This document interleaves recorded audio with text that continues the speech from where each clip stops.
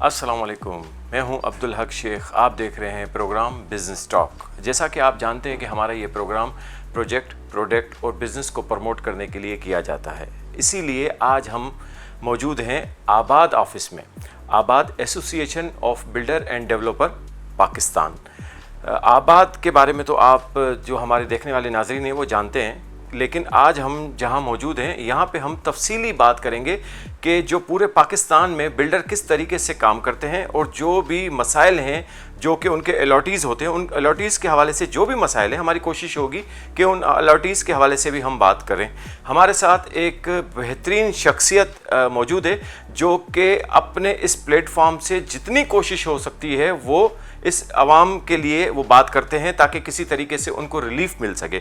आप बहुत सारे प्रोग्राम्स में उनको देखते होंगे। आज हमारे साथ मौजूद हैं बेहतरीन शख्सियत आसिफ समसम साहब जो कि चेयरमैन आबाद हैं। तो बात करते हैं आसिफ समसम साहब से। जी सर, कैसे हैं आप? अल्हम्दुलिल्लाह ठीक है सर, सवालात तो मेरे पास बहुत हैं आपके लिए, लेकिन मैं शुरू में ये चाहूँगा कि आप मुझे ये बताएं कि आबाद पूरे पाकिस्तान में किस तरीके से काम करता है। बिस्मिल्लाहिर्रहमानिर्रहीम। बहुत शुक्रिया भाई, और मैं शुक्रिया अदा करता हूँ धरती टीवी का भी कि जब भी हमारे जो इश्यूज़ होते हैं इकोनॉमिकली भी, सोशली भी, तो आप लोग इस मुश्किल हालात में भी एड्रेस करते हैं, और आज आपका हमारे पास होना भी इस बात का सबूत है। आपने अभी पूछा कि आबाद का एक इंट्रोडक्शन दें हम आपको इन जनरल कि हम कौन लोग हैं, हमारा क्या एक्टिविटी है पूरे पाकिस्तान में। तो सबसे पहले मैं आपको ये बता दूं कि आबाद सिंगल प्लेटफॉर्म है, association of builders and developers इसका जो पूरा नाम है। ये जो बिल्डर्स एंड डेवलपर्स हैं उसका पाकिस्तान में एक सिंगल ये बॉडी है, और सिंध में ये एसओपी है, एक तरह से कानून है कि कोई भी तामीरात जिसको हम कमर्शियल तामीरात कहते हैं, रेजिडेंशियल अदर देन रेजिडेंशियल, वो हो ही नहीं सकती कि अगर वो हमारा मेंबर ना हो। इसका जो सबसे बड़ा फ़ायदा हुकूमत सिंध को या जो भी इसके इदारे हैं उनको ये है कि हमारा अगर वो मेंबर है तो उसकी स्क्रूटनी हमने की हुई है, उसके सारा डेटा हमारे पास है, और सारा एक तरह से आप समझ लें कि आबाद जानता है उनको, और अगर उसमें कोई मिसहैप होता है, कोई चीज़ गलत हो जाती है, तो हम समझते हैं कि सबसे ज़्यादा जो हेल्पफुल होता है, बिल्डिंग कंट्रोल की बात कर लें, नैब की बात कर लें, FIA की बात कर लें, तमाम एजेंसीज़ की हम बात कर लें, कि जो समझते हैं कि हम क्या दुनिया में एक रिवाज है कि डेटा होना चाहिए, हम जानते हों जिनसे हम काम कर रहे हैं, जो हमारे साथ काम कर रहा है, तो एक तरह से वो एक आबाद डेटा बैंक है उनका। दूसरी बात ये कि एक रिस्पॉन्सिबिलिटी होती है, बड़े सख्त इंटरव्यू से गुजरना पड़ता है, मिसहैप हो सकता है, इक्का दुक्का वाक़यात होते भी हैं, लेकिन हम उन पे फिर तादीबी कार्रवाई भी करते हैं, एक्शन भी लेते हैं, सस्पेंड भी करते हैं, और हम समझते हैं कि हमारे साथ ये तमाम जो भी एजेंसीज़ हैं उनके फोकल पर्सन हमारे पास हैं, और हमारे फोकल पर्सन उनके पास हैं। तो एक बहुत अच्छा लाइजन है पाकिस्तानी इदारों के साथ, रेगुलेट करने वाली बॉडीज़ के साथ। और सबसे बड़ा मैं आपको बता दूं कि ये पूरे पाकिस्तान में होने की वजह से हमारे दो रीजन हैं। एक हम कहते हैं नॉर्दर्न रीजन, जिसमें हम पंजाब और KPK की बात करते हैं, और एक है हमारा साउथर्न रीजन जिसको हम सिंध बलूचिस्तान कहते हैं।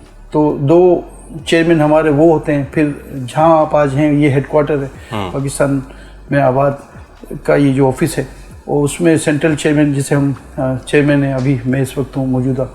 तो ये एक पूरी कमान है हमारी, पूरी एक तरह से हम उसको मॉनिटर भी करते हैं। जैसे हमने कहा कि सिर्फ मेंबर्स को नहीं मॉनिटर करते, हम जो कंप्लेन आती हैं आम अलॉटीज़ की, आम लोगों की, तो पूरा एक सेल है यहाँ पे। थोड़ा सा टाइम लगता है क्योंकि ये पहले तो देखना होता है कि गलती कहाँ से है या कैसे इसको ठीक कर दें, और जब इंसाफ की बात करेंगे तो फिर थोड़ा उसको डिटेल में जाना पड़ता है। जब डिटेल में जाते हैं तो अल्हम्दुलिल्लाह 80% केस हम जो भी अलॉटीज़ के आते हैं वो हल कर देते हैं, और कोशिश होती है। मैं आपको ये एक तरफ इंसाफ की भी बात कर रहा हूँ, लेकिन एक तरफ मैं ये भी बात कर रहा हूँ कि कोशिश होती है कि अलॉटीज़ को हम फेवर करें। अगर कोई, वो कहते हैं ना कि ज़्यादा हमारी रुझान ये होता है कि बिल्डर्स को थोड़ा सा हम प्रेशराइज करते हैं, नाराज़ भी होते हैं हमारे मेंबर, लेकिन फिर भी कोशिश होती है कि कंप्लेन ख़त्म हो जाए। तो ये 80% हम कर लेते हैं। 20% में ये होता है कि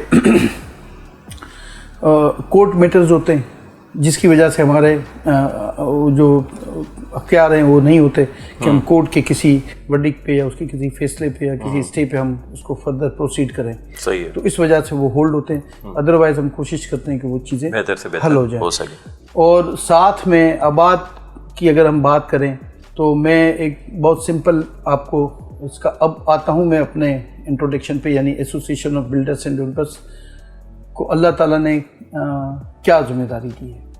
یہ آباد اور آباد کا جو چیئرمین ہوتا ہے یہ پروٹیکٹر ہے ملینس آف جاب کا. اگر میں آواز نہ اٹھاؤں کسی ایسی زیادتی کے خلاف جو ہم سمجھتے ہیں کہ یہ انلیگل بھی ہے, زیادتی بھی ہے, تو اگر ہم نہ اٹھائیں آواز تو ویری نیکسٹ ڈے آپ کراچی میں ماشاءاللہ آپ لوگ کام کرتے ہیں, میڈیا کے لوگ ہیں, آپ کو چورنگیوں پہ ہزاروں کی تعداد میں بیلچے اور کدالے لے کے مزدور نظر آئیں گے. اتنا فوراً یہ ریئیکٹ کرتا ہے یہ سیکٹر. اور لانگ ٹرم میں یہ ریئیکٹ یعنی اس کا جو جاتا ہے, اس کا اثر جاتا ہے وہ الائیڈ انڈسٹری پہ چلے جاتا ہے.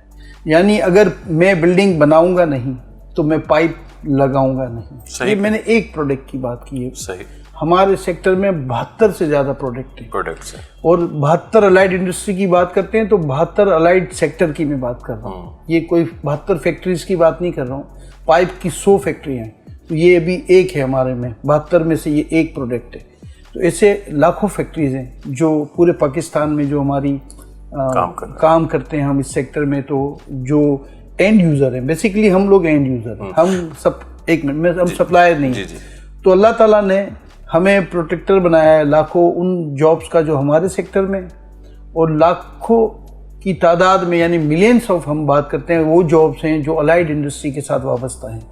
کہ اگر میرا کام بند ہوگا تو ایٹ دا اینڈ وہ انڈسٹری بند ہو جائے گی. ایسا ہی ہے. اور یہ لوکل انڈسٹری ہے, اور لوکل انڈسٹری کی پوری دنیا میں بڑی اہمیت ہوتی ہے.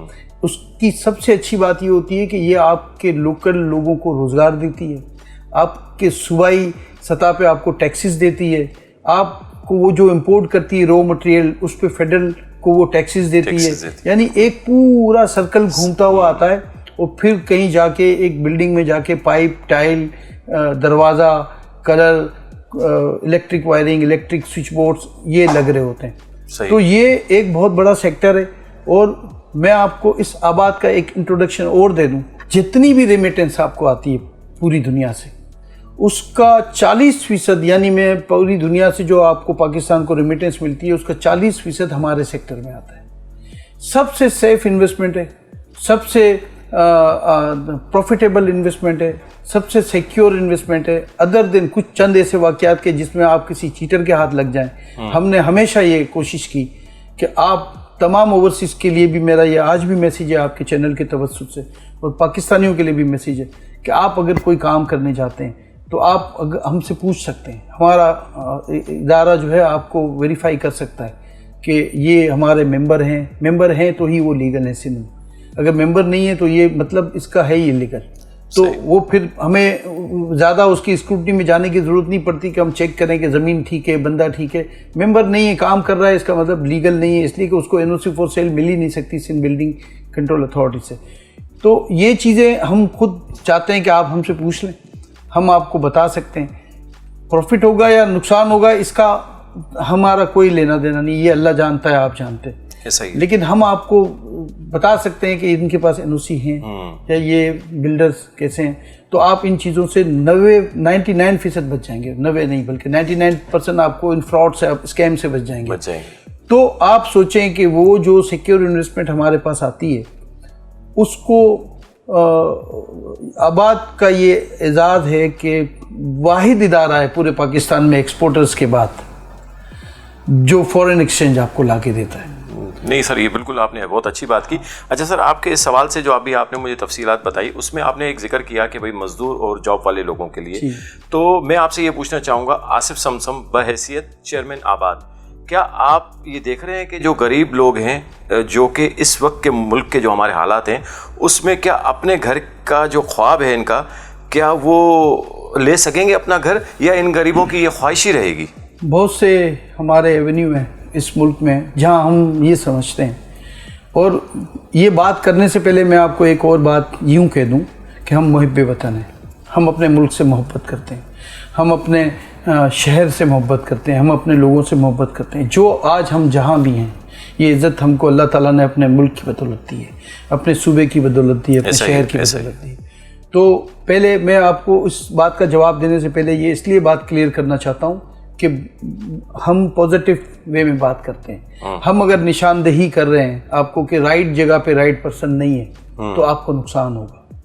میں اس بندے سے F-16 اڑواؤں گا جو سائیکل نہیں چلانا جانتا تو وہ گرائے گا لازمی, نقصان خود کا بھی کرے گا اور ملک کا بھی کرے گا. تو ہم یہ سمجھتے ہیں کہ آپ جتنے بھی شعبے ہیں اس میں اگر آپ میرٹ کی بنیاد پہ, یعنی میرا بہت آسان سا, میں آپ کو, آپ انٹرویو سے پہلے ہماری آپ کی ایک بات ہو رہی تھی کہ پرائر بجٹ یا بجٹ کے بعد کچھ چیزیں تھیں جو ہم ٹی وی پہ جا کے باتیں کرتے رہیں, تو میں اس میں بھی یہی کہتا تھا کہ بجٹ سے پہلے ایک انوائرمنٹ بنایا گیا جس میں مختلف مکتبہ فکر مختلف شعبہ کے لوگوں کو, معاشیات کے ماہرین کو بلایا گیا.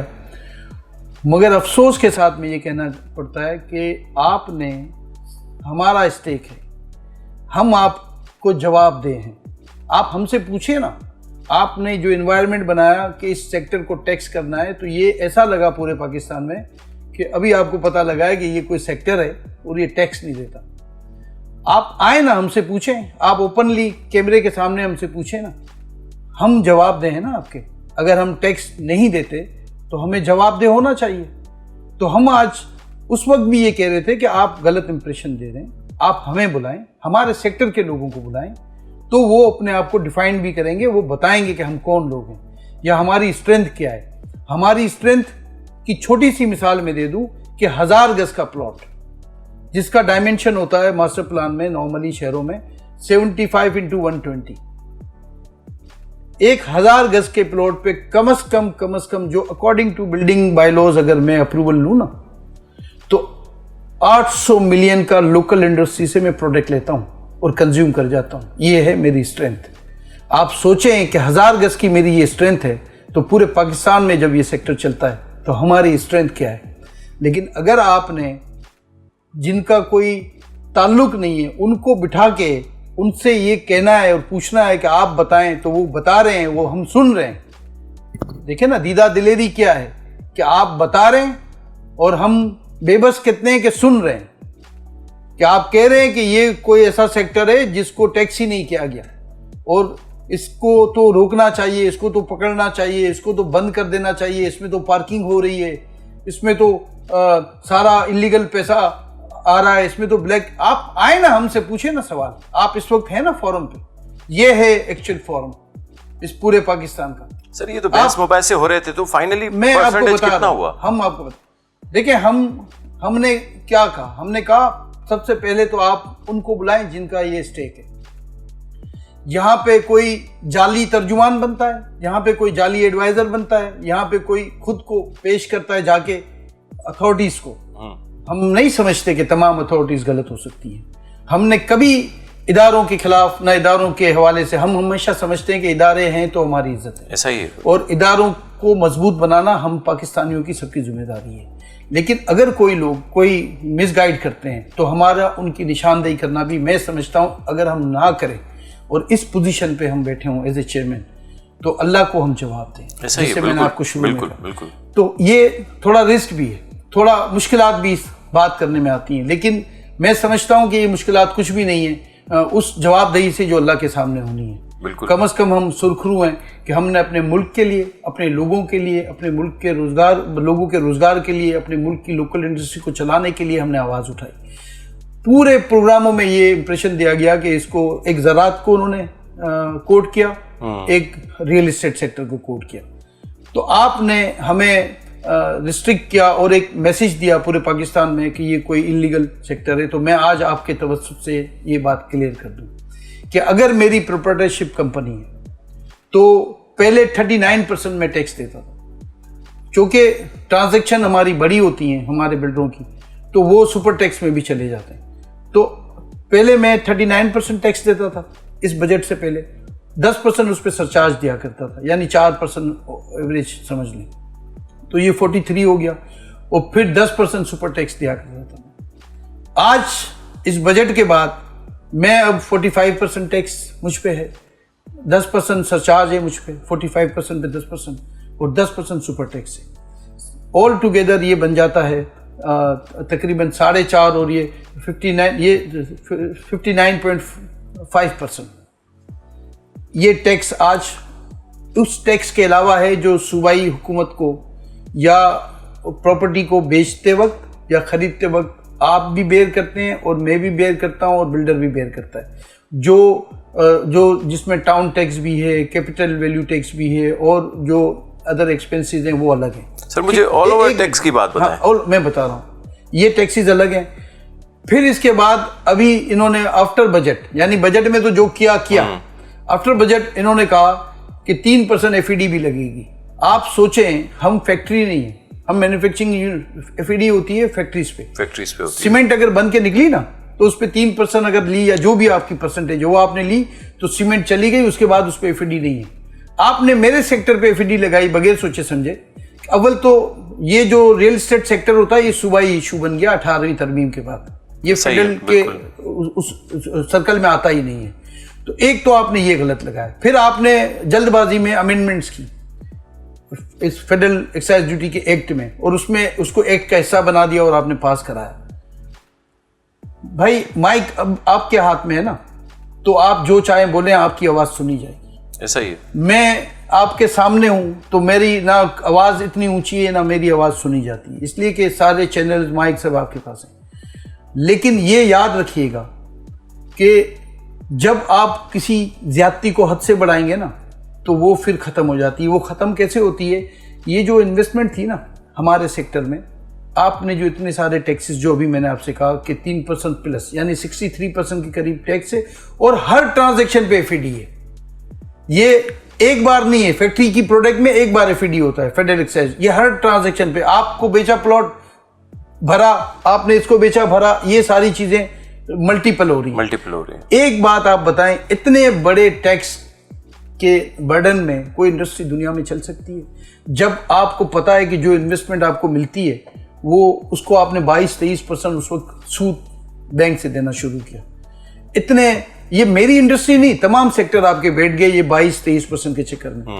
بہرحال وہ آج بھی 1-2% کم ہونے کے بعد وہ سٹینڈ کر رہا ہے اپنی جگہ پہ, اور جو سب سے زیادہ جو تنگ کر رہا ہے ہمارے ملک کی انڈسٹری کو وہ یہ سود کا جو ریشو, یہ جو پرسنٹیج ہے وہ تنگ کر رہی ہے.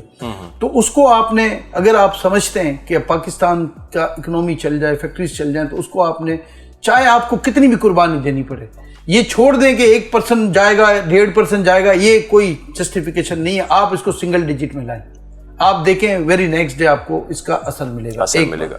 دوسری بات یہ کہ اگر آپ, یہ جو ہمارے سیکٹر میں انویسٹمنٹ آتی تھی نا, تو یہ انویسٹمنٹ ڈر گئی. اور انویسٹمنٹ جو ہے نا ہمیشہ میں کہتا ہوں کہ ڈرپوک ہوتی ہے, یہ چڑیا سے بھی زیادہ ڈرپوک ہوتی ہے. سر مجھے انویسٹمنٹ پہ آپ سے تفصیل سے بات کرنی ہے, مجھے ایک چھوٹا سا بریک لینا ہے, اور بریک کے بعد جو ہے میں اس انویسٹمنٹ پہ آتا ہوں. جی ناظرین, لیتے ہیں ایک چھوٹا سا بریک, اور بریک سے فوراً واپس آتے ہیں.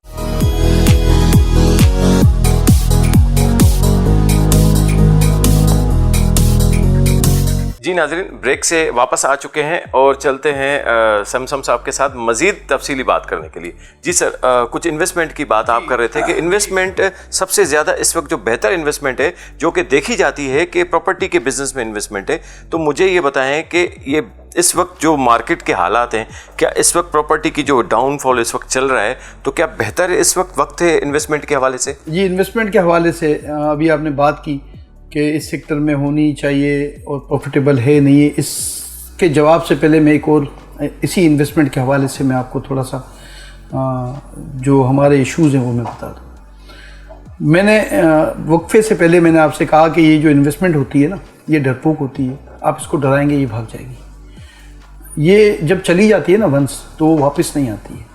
آپ نے سنا ہوگا کہ کچھ ٹائم پہلے ایک خبر چلی کہ دبئی لیکس, جی بالکل, دبئی لیکس, کہ $11 ارب جو ہے وہ پاکستانیوں کے, ان کو ڈیٹا ان کے پاس اویلیبل ہے جو پاکستانیوں نے انویسٹمنٹ کی ہے.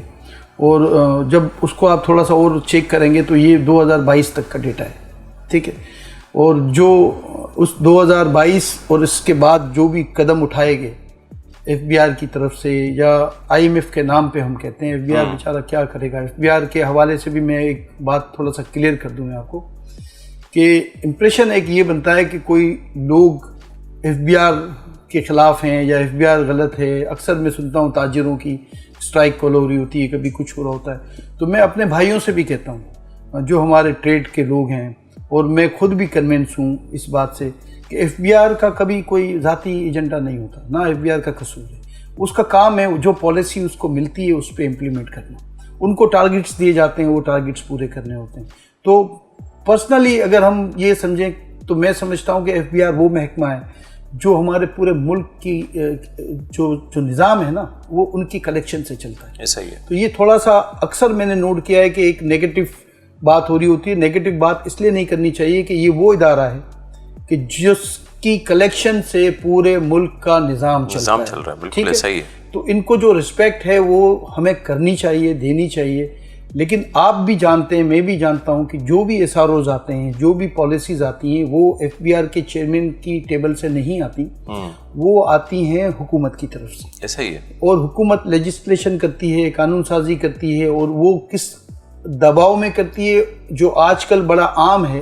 کسی بچے کو بھی پوچھیں گے کہ یہ آپ پہ جو ٹیکس لگ رہا ہے تو وہ کہے گا IMF کی وجہ سے لگ رہا ہے. یہ مطلب ایک فیشن ہے. بالکل ایسا ہی ہو چکا ہے. تو یہ اتنا کامن ہو چکا ہے. یعنی یہ کوئی ڈھکی چھپی بات نہیں ہے کہ جی حکومت کی مجبوری ہے, اس کو ملک چلانے کے لیے لون لینی پڑتی ہے تو پھر ان کی شرائط پہ عمل کرنا پڑتا ہے. وہ انشور کرتے ہیں کہ آپ کو کیسے پیسے واپس کریں گے ان کو, تو وہ اس کے لیے آپ کو مختلف سیکٹر ریکمینڈ کرتے ہیں, جس میں سب سے آسان یہ لگتا ہے کہ بجلی کے بل میں سارے ٹیکس ڈال دو, کیونکہ بجلی تو ہر کوئی استعمال کرے گا. پیٹرول میں سارے ٹیکس ڈال دو, پیٹرول تو ہر کوئی استعمال کرے گا. تو یہ الگ چیز ہے. ہم ہمیشہ کہتے ہیں کہ FBR کا کوئی وہ نہیں ہے. اس میں FBR اپنے ٹاسک پہ چلتا ہے. اچھے برے لوگ ہر جگہ ہوتے ہیں, اس کا کوئی میں مانیٹر کرنے والا یا کوئی جج نہیں ہوں, وہ کام ہے اداروں کا. لیکن ایز اے ادارہ FBR ہو تو میں ہمیشہ کہتا ہوں کہ بہت اچھا ہمارا یہ ادارہ ہے, قابل لوگ ہیں. لیکن کیا ہے کہ جو ٹارگٹس ہیں, جو ٹیکس ہیں, وہ اسی پہ جانا ان کو پڑتا ہے. لیکن سر وہ انویسٹمنٹ پہ تو نہ ہے نا. میں اسی پہ آ رہا ہوں. اب ایک تو یہ بات میں نے کر دی کہ جو ٹیکسز جو لگتے ہیں, جو پچھلے 2 سال میں لگے, تو یہ سوچنا FBR والوں کا کام نہیں ہے. یہ سوچنا اس حکومت کا, اس فائنانس منسٹر کا, یا جو پالیسی بنا رہے ہیں, چاہے وہ امبریلا میں بنا رہے ہیں IMF کی یا کچھ بھی کر رہے ہیں, ان کو یہ سوچنا چاہیے کہ تھوڑے سے پیسے کے لیے, تھوڑے سے اوبیڈینٹ ہونے کے لیے کہیں اپنے ملک کی اکنومی کو تو ہم نہیں بٹھا رہے. یہ ویژن میں کیسے آئیڈینٹیفائی کروں کہ جو یہ فیصلہ کرے گا IMF کے سامنے بیٹھ کے, اس کے پاس یہ ویژن ہے کہ نہیں. ہمیں تو آج تک یہ تجربہ ہوا کہ جو بھی شرائط آپ نے مانی, آپ نے اپنی لوکل انڈسٹری کو بند کرنے کی طرف گئے. اگر آپ کی لوکل انڈسٹری بند ہو گئی نا تو آپ کبھی بھی IMF کو قرض لوٹا نہیں سکیں گے. آپ کے لوگ جب آپ ان کی انویسٹمنٹ کو ڈرائیں گے, آپ نے 2 طرح سے ڈرایا. ہمارے سیکٹر میں انویسٹر ہوتا ہے, وہ ڈائیورٹ ہو گیا. دبئی لیکس اس کی مثال ہے, وہ دبئی کی طرف ڈائیورٹ ہو گیا, کیونکہ انویسٹمنٹ کا بہت سادہ سا اصول ہے پوری دنیا میں, اس کی کوئی بارڈر نہیں. اصول یہ ہے کہ جہاں 2 پیسے کا فائدہ ہو اور جہاں سیکیورٹی ہو, یہ 2 چیزیں آپ انویسٹر یا انویسٹمنٹ کو دے دیں, وہ جائے گا نہیں آپ کے پاس. صحیح ہے. بالکل اسی طرح آپ کے پاس 2022 تک کا ڈیٹا ہے, آج ہم 2024 میں بیٹھے ہیں. جب آپ 2024 کا ڈیٹا نکالیں گے نا تو 3 ٹائم پلس نکلے گا, یہی دبئی لیکس کے نام پہ. اس لیے نہیں کہ کوئی وہ چور ہیں یا وہ غلط لوگ ہیں, یہ وہ پیسہ ہے زیادہ تر اس میں جو اوورسیز پاکستانی کا میرے سیکٹر میں پاکستان آتا تھا, وہ ڈائیورٹ ہو گیا دبئی میں ڈائیورٹ. اس لیے یہ بہت اچھا ہے کہ ہم اسکیم پہ پوائنٹ اسکورنگ کریں, ہم الزام انگلی اٹھا کے کسی پہ پوائنٹ اسکورنگ کریں, بجائے اس کے کہ ہم یہ کریں ہم کیوں نہیں اپرچونٹی یہاں کریٹ کرتے کہ وہ پیسہ سارا آپ کے پاس, آپ کے ملک میں آئے. تو آپ نے, میں یہ سمجھتا ہوں کہ اگر 24 ارب ڈالر آپ کو لاسٹ ایئر تھے تو 11 ارب ڈالر ہمارے سیکٹر میں ہونے چاہیے تھے. اور اس سال چونکہ 10 لاکھ سے زیادہ لوگ 2 سال میں پچھلے پاکستان سے پروفیشنل چلے گئے ہیں, کیونکہ مواقع جب نہیں ہیں تو وہ جا رہے ہیں. تو ہمیں یہ اندازہ تھا کہ ان کی جو ریمیٹنس ہے, کیونکہ ہم تو اب ایکسپورٹ تو اتنی کمزور ہو گئی ہماری. میں جب کہتا ہوں کہ آئی ٹی کی بات تو 2-2.5 ارب ڈالر پہ ہیں اور انڈیا 250 ارب ڈالر سے پلس پہ ہے. اس کا بھی ریزن یہی تھا کہ 20 سال پہلے جب آئی ٹی سیکٹر انٹروڈیوس ہوا پوری دنیا میں تو انڈیا نے فوکس کیا اور اپنے پورے شہر پورے سٹیز کو اس کے نام پہ کام کرنا شروع کیا اس نے. اور ہمارے یہاں ایک چھوٹا سا جب یہ چیزیں آنی شروع ہوئیں تو اس پہ اتنی زیادہ امپورٹ ڈیوٹیز رکھی گئیں کہ لوگوں کی اپروچ میں نہیں تھی. کیونکہ دیکھیں آئی ٹی میں سیکھے گا تو وہی بچہ جو ابھی کام نہیں کر رہا, تو اس کے پاس تو ریسورسز نہیں ہیں یا ان کے ماں باپ کے پاس نہیں ہے. تو آپ نے بجائے اس کے کہ اس وقت آپ ایگزیمشن کر دیتے اور آپ بلکہ ترغیب دیتے لوگوں کو کہ آپ آئی ٹی میں آ جائیں, تو آج آپ $250 ارب آپ کو بھی اس کی آج $24 ارب تو میں ایکسپورٹ ملا کے کہہ رہا ہوں, تو $250 ارب آپ کو بھی اسی سافٹ ویئر کے کام میں آپ کو آئی ٹی کے کام میں آپ کو مل سکتے تھے. لیکن اس وقت بھی یہی اعتراض سامنے آیا کہ ہمیں پتہ چلا کہ جی ایف بی آر کہتی ہے کہ جو ٹارگٹ حکومت نے ہمیں دیے ہیں اگر ہم نے اس آئٹم پہ ڈیوٹی چھوڑ دی تو اس کا بہت بڑا امپورٹ ہے. آج کل آپ کو پتا ہوگا نیا آنا شروع ہوا تھا, بالکل ایسا ہی, تو ہم اپنا ٹارگٹ پورا نہیں کریں گے. تو ہم حکومت سے کہتے ہیں, ایف بی آر سے کبھی نہیں کہتے. اتنے چھوٹے سے ٹارگٹ کے چکر میں آپ نے کتنا بڑا نقصان کیا اپنا. آج آپ پھر وہی بات کرنے جا رہے ہیں. آپ اپنے پاکستانیوں کی وہ ریمیٹنس جو ہمارے سیکٹر میں آتی تھی اس کو آپ نے ڈائیورٹ کر دیا. آپ کا فورن ایکسچینج ڈائیورٹ ہو گیا. $1 ارب کے لیے ہم لوگ کتنی سخت شرائط مانتے ہیں, لیکن آج آپ نے جو پیسہ ڈائیورٹ کیا, آپ یقین کریں کہ یہ جب ڈائیورٹ ونس ہو جاتا ہے نا وہ واپس نہیں آتا. تو آپ کو بجائے اس کے کہ آپ اس کو سختی کرتے, جب میں نے ٹیکس کا تو آپ کو بتا دیا کہ ٹیکس کا لیول کیا ہے کہ 62.5% کے قریب ہم پے کر رہے ہیں. یہ اس سے یہ بہت بڑا ٹیکس ہوتا ہے. یہ ان ٹیکسز کے علاوہ ہے جو ٹرانسفر میں اور پرچیز میں آپ جائیں گے آپ کو پتہ چل جائے گا 6-7% مزید ٹیکس لگ جائے گا. اور رہی بات آپ نے ایک آپ کی بات پہ میں آ جاتا ہوں کہ آپ نے کہا کہ اس سیکٹر میں انویسٹمنٹ, تو آپ مجھے ایک بات بتائیں, آج سے 30 سال پہلے آپ اپنے گھر کی بات کر لیں, اگر میں سمجھتا ہوں کہ وہ 30 لاکھ روپے کا تھا تو آج وہ کم از کم 5 کروڑ روپے کا ہوگا. تو اس سے آپ اپنے گھر کا ہیوی انویسٹمنٹ ہے, یہ بہت زبردست, آپ اپنے گھر کا پوچھ لیں. یعنی میری پریڈکشن پہ نہ جائیں کہ میں کوئی بہت زیادہ بات کر رہا ہوں بڑا چڑھا کے. آپ اپنے محلے میں اپنے اطراف میں دیکھ لیں, جو مجھے سن رہے ہیں وہ اپنے گھروں کو 30 سال پہلے اس کی قیمت لگا لیں, آج لگا لیں.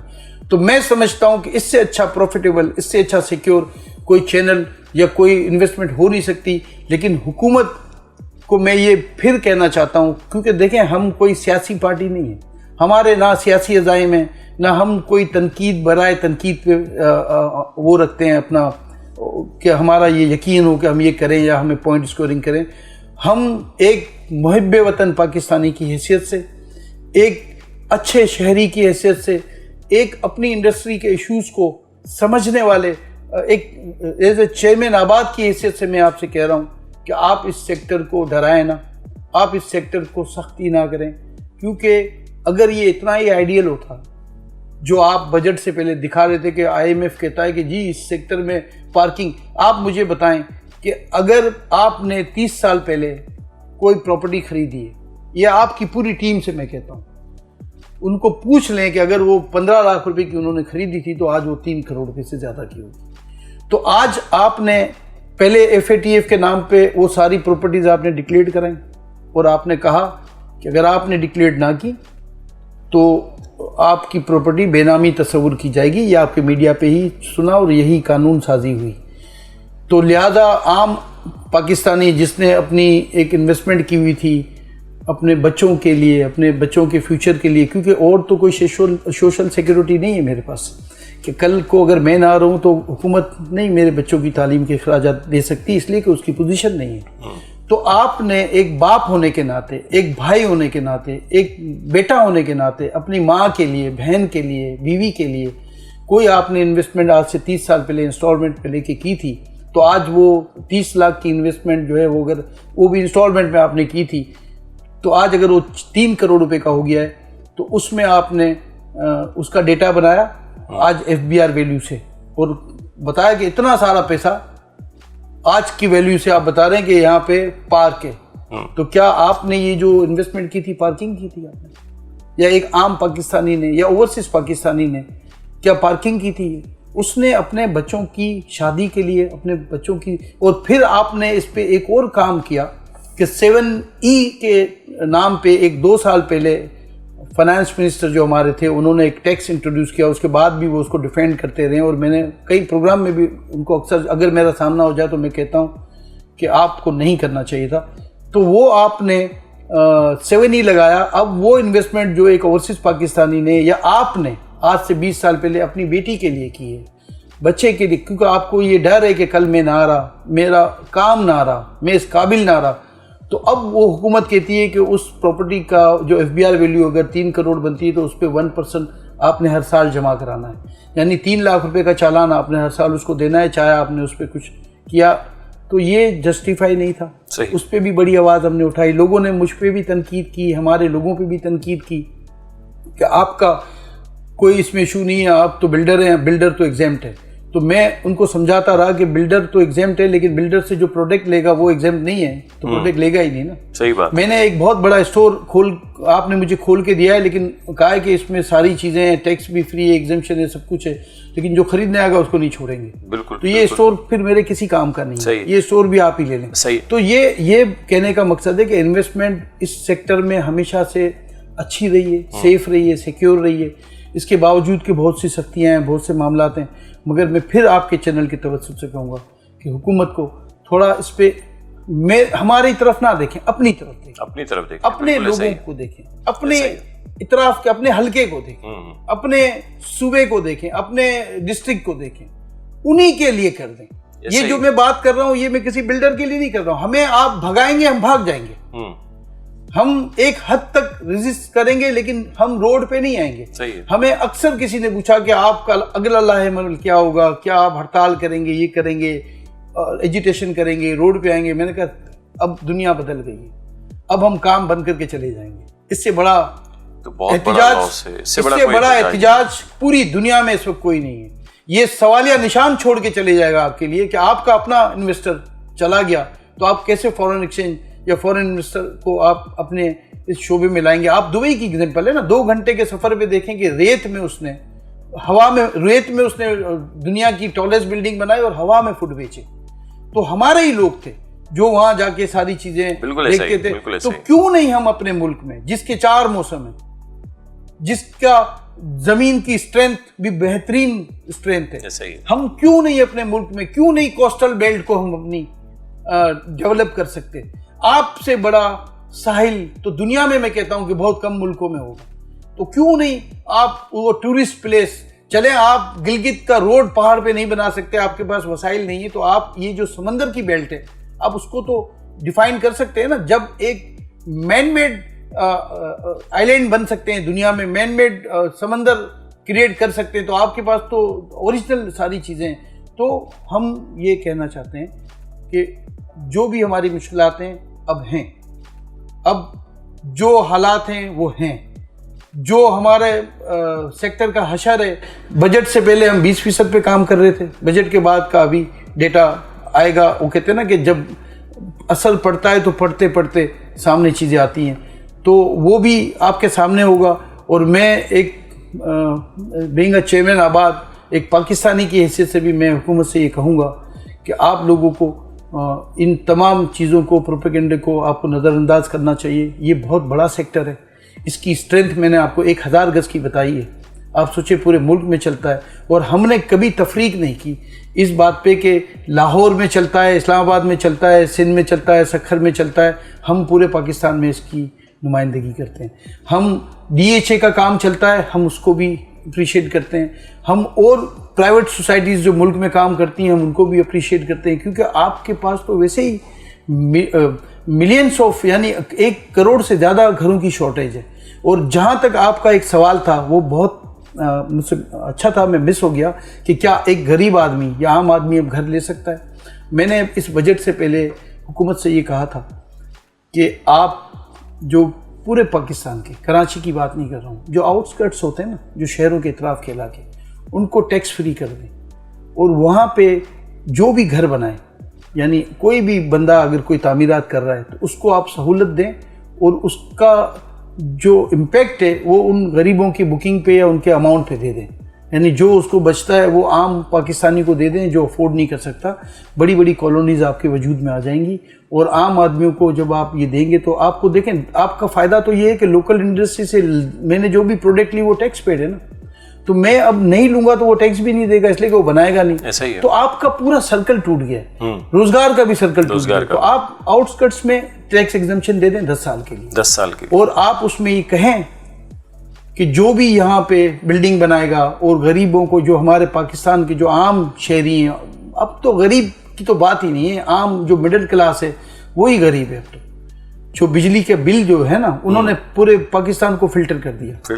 سر ایک چھوٹا سا بریک لے لوں. جی ناظرین, ایک چھوٹے سے بریک کی طرف جاتے ہیں اور فوراً بریک کے بعد واپس آتے ہیں.